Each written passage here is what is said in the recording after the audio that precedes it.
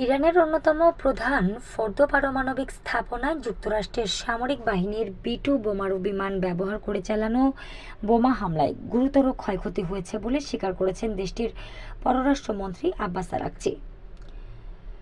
মঙ্গলবার মার্কিন সংবাদ মাধ্যম সিবিএস নিউজকে দেওয়া এক সাক্ষাৎকারে ফোর্দো পারমাণবিক স্থাপনায় ক্ষয়ক্ষতির নতুন এই তথ্য জানিয়েছেন তিনি। আরাকচি বলেছেন, ফোর্দোতে আসলে কি ঘটেছে সঠিকভাবে তা কেউই জানে না। তবে এখন পর্যন্ত আমরা যা জেনেছি তা হলো সেখানকার স্থাপনাগুলো গুরুতর এবং ব্যাপকভাবে ক্ষতিগ্রস্ত হয়েছে। তিনি বলেন, ইসলামী প্রজাতন্ত্র ইরানের পারমাণবিক শক্তি সংস্থা বর্তমানে এই স্থাপনার ক্ষয়ক্ষতি মূল্যায়ন ও বিশ্লেষণ করছে। এই কাজ শেষে সরকারের কাছে প্রতিবেদন জমা দেওয়া হবে। সাক্ষাৎকারে আব্বাস আরাকচি বলেন, ইরানের পারমাণবিক শক্তি ও শান্তিপূর্ণ পারমাণবিক শিল্পকে আরও এগিয়ে নেওয়ার দৃঢ় সংকল্প কেবল সামরিক আগ্রাসনের মাধ্যমে ধ্বংস করা যাবে না।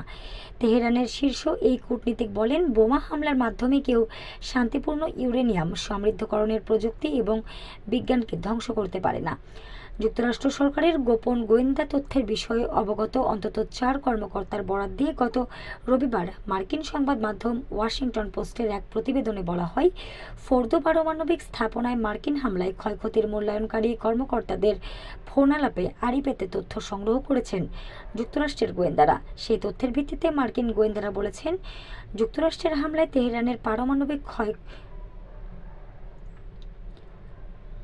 সেই তথ্যের ভিত্তিতে মার্কিন গোয়েন্দারা বলেছেন, যুক্তরাষ্ট্রের হামলায় তেহরানের পারমাণবিক কর্মসূচির ক্ষয়ক্ষতির পরিমাণ কম করে দেখানোর চেষ্টা করেছেন ইরানি কর্মকর্তারা। গত 13 জুন বিনা উস্কানিতে ইরানের বিরুদ্ধে যুদ্ধ শুরু করে ইসরায়েলের সামরিক বাহিনী। 12 দিন ধরে চলা এই যুদ্ধে দেশটির পারমাণবিক স্থাপনা সহ অন্যান্য অনেক সামরিক ও বেসামরিক অবকাঠামো নিশানা করে ইসরায়েল।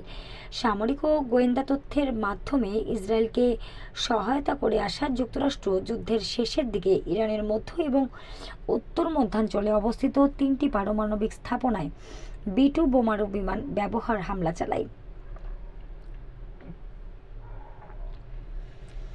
যুক্তরাষ্ট্রের প্রেসিডেন্ট ডোনাল্ড ট্রাম্প বলেছেন, মার্কিন বিমান হামলা ইরানের পারমাণবিক কর্মসূচিকে পুরোপুরি এবং চূড়ান্তভাবে ধ্বংস করে দিয়েছে। তবে মার্কিন কর্মকর্তারা যুক্তরাষ্ট্রের হামলায় ইরানি পারমাণবিক স্থাপনার ক্ষয়ক্ষতির পূর্ণাঙ্গ মূল্যায়ন করতে আরও সময় লাগবে বলে ইঙ্গিত দিয়েছেন। যুক্তরাষ্ট্রের ফাঁস হওয়া এক গোয়েন্দা প্রতিবেদনে ফোর্দো, নাতাঞ্জ এবং ইস্পাহানে মার্কিন হামলায় ইরানের পারমাণবিক কর্মসূচি পুরোপুরি ধ্বংস নয়, কেবল নির্দিষ্ট কিছু সময়ের জন্য পিছিয়ে গেছে বলে জানানো হয়।